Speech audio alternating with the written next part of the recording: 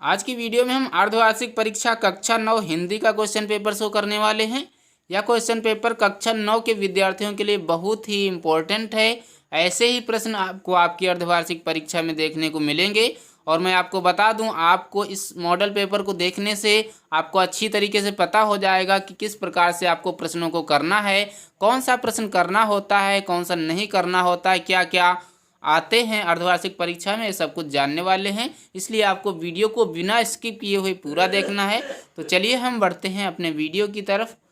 तो यहाँ पर देख पाएंगे समय आपको दिया गया 3 घंटे 15 मिनट का कक्षा 9 हिंदी का यह क्वेश्चन पेपर है। पूर्णांक इसका 70 का है। 30 नंबर आपको आपके विद्यालय से मिलते हैं और 70 आपको यहाँ से थ्योरी से मिलते हैं। निर्देश दिए गए हैं कि प्रारंभ के 15 मिनट परीक्षार्थियों के प्रश्न पत्र पढ़ने के लिए निर्धारित हैं और सामान्य निर्देश ये दिए गए हैं कि प्रश्न पत्र 2 खंडों में विभाजित है, खंड का एवं खंड खा। और खंड का में 20 अंक के 20 प्रश्न बहुविकल्पी हैं, जिनके उत्तर आपको OMR सीट पर देना है और OMR सीट आपको आपके विद्यालय में जब परीक्षा देंगे वहाँ पर आपको मिल जाएगी। वो 20 प्रश्न आपको OMR सीट पर करने हैं। और खंड खा में दिया गया है कि 50 अंक के वर्णात्मक प्रश्न दिए गए हैं, प्रत्येक प्रश्न के सम्मुख अंक निर्धारित हैं। और चौथा निर्देश ये है कि विवरणात्मक प्रश्नों के उत्तर पुस्तिका पर आपको लिखने हैं। और खंड का में चलिए हम प्रश्न कौन कौन से हैं वो देखते हैं। बहुविकल्पीय प्रश्न हैं, ये OMR सीट पर आपको करने हैं। पहला प्रश्न है शुक्ल युग के निबंधकार कौन है? तो आचार्य रामचंद्र शुक्ल जी हैं, ये शुक्ल युग के निबंधकार हैं। और दूसरा प्रश्न है, ये सभी प्रश्न आपको OMR सीट पर करने हैं, 1 से लगा करके 20 प्रश्न। दूसरा प्रश्न है कफन किस विधा की रचना है? तो कफन कहानी विधा की रचना है। किसकी है? तो मुंशी प्रेमचंद जी की ये रचना है। इसके बाद प्रश्न नंबर 3 है कि दीपदान एकांकी के लेखक कौन है? तो दीपदान के राम कुमार वर्मा है, ये वाला आपका ऑप्शन सही होता है दूसरे के लिए। इसके बाद तीसरे के लिए इसके बाद चौथा प्रश्न है बात नामक निबंध लेखक कौन है? बात नामक निबंध के लेखक कौन है? तो प्रताप नारायण मिश्र हैं। आंख बात मोह भौह ये सब प्रताप नारायण मिश्र के निबंध हैं। इसके बाद प्रश्न नंबर 5 है कि आदिकाल का एक अन्य नाम क्या है? तो आदिकाल का एक अन्य नाम वीरगाथा काल है। और ये किसने दिया है? तो रामचंद्र शुक्ल जी ने दिया है वीरगाथा काल नाम। इसके बाद प्रश्न नंबर 6 है कि अनघ किसकी रचना है? तो अनघ मैथिली शरण गुप्त जी की रचना है, डी वाला आपका ऑप्शन सही होता है। इसके बाद प्रश्न नंबर 7 है कि मगहर में किसकी मृत्यु हुई थी? तो कबीर दास जी की मगहर में मृत्यु हुई थी, ए वाला आपका ऑप्शन सही होता है।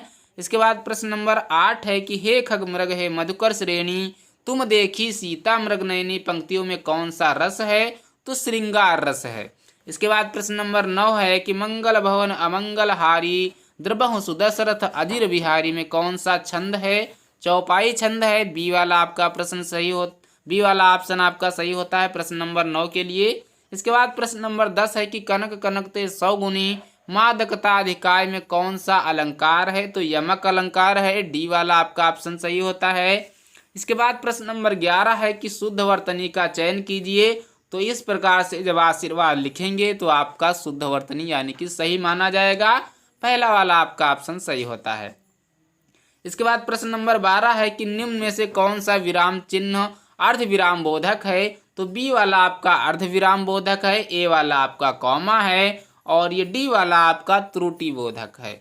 तो यहाँ पे अर्ध विराम पूछा गया, इस आधार पर आपका बी वाला ऑप्शन सही होता है, ये आपका अर्ध विराम है। इसके बाद प्रश्न नंबर 13 है कि निम्न में से गेहूं का तत्सम शब्द क्या है? तो गोधूम है, सी वाला ऑप्शन आपका सही होता है। प्रश्न नंबर 14 है कि आकर्षण का विलोम क्या होगा? तो आकर्षण का विलोम विकर्षण होता है। इसके बाद प्रश्न नंबर 15 है कि पावक किसका पर्यायवाची शब्द है? तो पावक अग्नि का पर्यायवाची शब्द है। इसके बाद प्रश्न नंबर 16 है यथा समय शब्द में कौन सा समास है?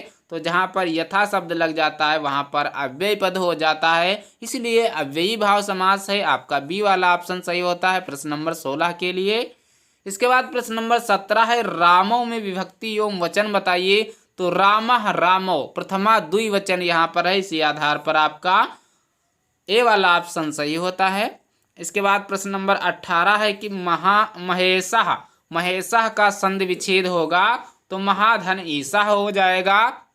ये वाला आपका ऑप्शन सही होता है। इसके बाद प्रश्न नंबर 19 है कि गम धातु लट लकार उत्तम पुरुष एक वचन का रूप बताइए तो गच्छामि हो जाएगा। सी वाला आपका ऑप्शन सही होता है प्रश्न नंबर 19 के लिए। इसके बाद प्रश्न नंबर 20 है कि मोहनः मोहनः पादेन खंजा अस्ति रेखांकित पद में कौन सी विभक्ति है। पादेन में आपको बताना है कौन सी विभक्ति है, तो यहाँ पर तृतीया विभक्ति है, क्योंकि जहाँ पर कोई शरीर से विकृत होता है वहाँ पर तृतीया विभक्ति लगती है। इस आधार पर आपका बी वाला ऑप्शन सही हो जाता है। ये 1 से लगा करके 20 प्रश्न ये OMR बेस्ड थे। अब आपको आपकी उत्तर पुस्तिका में लिखना है खंड का में जितने भी प्रश्न दिए, खंड खा में जितने प्रश्न दिए गए हैं। तो 21 नंबर प्रश्न है कि निम्नलिखित गद्यांश पर आधारित प्रश्नों के उत्तर दीजिए। तो ये गद्यांश लिखा गया है, आपको इस गद्यांश को अच्छी तरीके से पढ़ लेना है। इसके बाद आपको ये प्रश्न दिए गए हैं, इनको करना है। पहला प्रश्न है कि उपर्युक्त गद्यांश के पाठ और लेखक का नाम बताइए। दूसरा प्रश्न है शब्द शास्त्र में निपुण व्यक्तियों को कैसी दुविधा का सामना करना पड़ता है। और तीसरा प्रश्न है कृतनिष्ठ लोगों को कौन सी समस्या परेशान करती है। ये दोनों प्रश्नों के उत्तर आपको इस गद्यांश को अच्छी तरीके से पढ़ेंगे तो मिल जाएंगे। इसके बाद खा वाला दिया गया है सोन जूही में आज एक पीली कली लगी है, उसे देखकर अनायास ही उस छोटे जीव का स्मरण हो आया। इस लता की सघन हरितिमा में छिपकर बैठता था और फिर मेरे निकट पहुंचते ही कंधे पर कूदकर मुझे चौंका देता था, तब मुझे कली की खोज रहती थी। तो ये पहला प्रश्न दिया गया है उपर्युक्त गद्यांश के पाठ और लेखक लेखिका का नाम बताना है। और दूसरा प्रश्न है कौन कंधे पर कूदकर चौंका देता था, ये आपको बताना है। तीसरा प्रश्न है प्रस्तुत गद्यांश में लेखिका किसकी बात कर रही हैं, इस गद्यांश में वे किसे खोज रही हैं। इसके बाद 22 नंबर प्रश्न है कि निम्नलिखित पद्यांश पर आधारित प्रश्नों के उत्तर दीजिए। ये पद्यांश है, आपको पढ़ना अच्छी तरीके से। है विखेर देती वसुंधरा मोती सबके सोने पर, रवि बटोर लेता है उनको सदा सवेरा होने पर, और विराम दायिनी अपनी संध्या को दे जाता है, शून्य श्याम तनु जिससे उनका नया रूप झलकाता है। तो ये पंक्तियां हैं, ये पद्यांश है। आपको इसके बाद प्रश्न के उत्तर देने हैं। प्रस्तुत पंक्तियों का संदर्भ लिखिए, आपको ये संदर्भ लिख देना कि इसके लेखक कौन है, कवि कौन है। और इसके बाद दूसरा प्रश्न दिया गया है कि प्रातः काल होने पर मोतियों को कौन बटोर कर रख लेता है। तो आप सभी को पता होगा सूर्य बटोर कर रख लेता है, क्योंकि सूर्य की किरणें आ जाती हैं तो जो प्रातः काल की जो ओस की बूंदें होती हैं वो समाप्त हो जाती हैं। तीसरा प्रश्न है प्रस्तुत पंक्तियों में कौन सा अलंकार है, ये आपको बताना है। इसके बाद अथवा में दिया गया, आप अगर किसी कारणवश आपको पहला वाला नहीं कर पा रहे हैं तो अथवा वाला या दूसरा वाला कर सकते हैं। टूटे सुजन मनाइए जो टूटे सौ बार, रहीमन फिर पोइए टूटे मुक्ताहार। तो आपको पहला प्रश्न है टूटे सुजन मनाइए जो टूटे सौ बार, इसका आशय स्पष्ट करना, इसका आपको अर्थ लिखना है। दूसरा प्रश्न है मोतियों का हार टूट जाने पर उन्हें बार बार क्यों पिरोया जाता है। और तीसरा प्रश्न है प्रस्तुत दोहे में कौन सा अलंकार है। इन सारे प्रश्नों के जवाब आपको देने हैं। इसके बाद 23 नंबर प्रश्न है कि निम्नलिखित संस्कृत गद्यांश में से किसी एक का संदर्भ सहित हिंदी में अनुवाद अपने शब्दों में कीजिए। तो अभी तक हमने हिंदी में किया था, अब संस्कृत के ये गद्यांश आएंगे। तो संस्कृत के गद्यांश आपको ये पढ़ लेना है। श्री कृष्ण से जन्मा भाद्र पदमासस्य कृष्ण पक्षा अष्टाम्यो तिथे मथुरायाम अभवत, ये आपको पढ़ लेना। इसके बाद इसका आपको अच्छी तरीके से हिंदी में अनुवाद कर देना है, ये पूरा आपको करना है। अगर आप किसी कारणवश ये नहीं कर पा रहे हैं तो अथवा दिया गया है, आप ये दूसरा वाला कर सकते हैं। रामकृष्ण से एका विलक्षणः महापुरुषः अभवत, इसको आपको पढ़ करके इसका अच्छी तरीके से पूरे का आपको हिंदी अनुवाद कर देना है। इसके बाद खा वाला प्रश्न दिया गया कि निम्नलिखित संस्कृत पद्यांशों में से किसी एक का संदर्भ सहित हिंदी में अनुवाद कीजिए। यहाँ पर आप देख पाएंगे 2 दिए गए हैं, अथवा में करके आप 2 में से सिर्फ आपको कोई एक करना है जो आपको अच्छी तरीके से याद हो। 24 नंबर प्रश्न है दीपदान एकांकी अथवा लक्ष्मी का स्वागत एकांकी के कथा संगठन पर अपने विचार प्रकट कीजिए। अथवा में दिया गया है लक्ष्मी का स्वागत एकांकी के प्रमुख पात्र का चरित्र चित्रण लिखिए। इसके बाद 25 नंबर प्रश्न का है कि निम्नलिखित में से किसी एक लेखक का जीवन परिचय देते हुए उनकी किन्हीं दो रचनाओं का नाम लिखिए। तो यहाँ पर 3 लेखक दिए गए हैं, देख पाएंगे यहाँ पर प्रेमचंद, महादेवी वर्मा और हजारी प्रसाद द्विवेदी। 3 में से सिर्फ आपको एक का जीवन परिचय लिखना है, बाकी आपको 2 के कोई भी छोड़ सकते हैं, जो आपको अच्छी तरीके से याद हो वो लिखिए।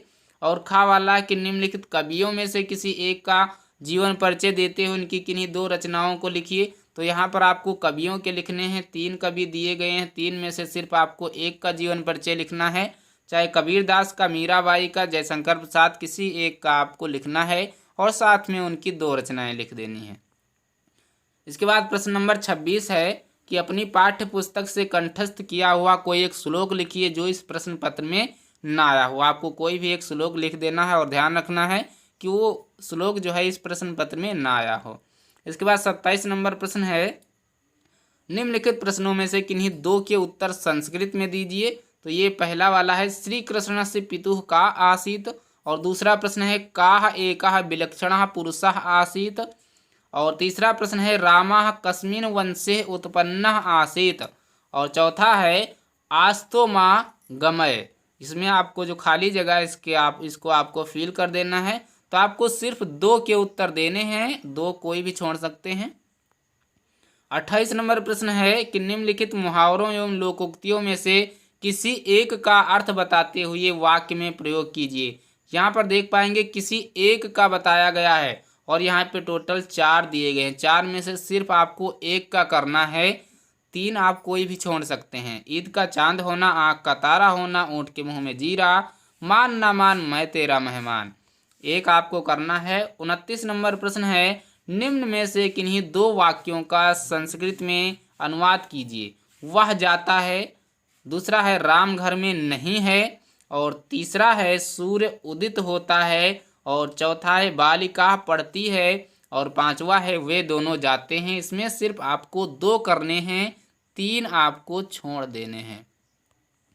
इसके बाद 30 नंबर प्रश्न है शुल्क मुक्ति हेतु अपने प्रधानाचार्य को एक पत्र लिखिए। अगर आप ये नहीं कर पाते हैं तो अथवा में दिया गया दूसरा करिए। आप अपने प्रधानाचार्य को संबोधित करते हुए एक प्रार्थना पत्र लिखिए जिसमें 2 दिन का आकस्मिक अवकाश मांगा गया हो। आपको अवकाश हेतु एक प्रार्थना पत्र लिख देना है अगर आप शुल्क मुक्ति हेतु नहीं लिख पाते हैं। तो ये था आपका अर्धवार्षिक परीक्षा कक्षा 9 हिंदी का क्वेश्चन पेपर। आई होप आपको वीडियो बहुत पसंद आया होगा। वीडियो पसंद आया तो वीडियो को लाइक करें, चैनल को सब्सक्राइब करें और इस वीडियो को अपने दोस्तों के साथ ज़्यादा से ज़्यादा शेयर करें। मिलते हैं अगले वीडियो में कुछ नए क्वेश्चन पेपर के साथ। तब तक के लिए जय हिंद, नमस्कार।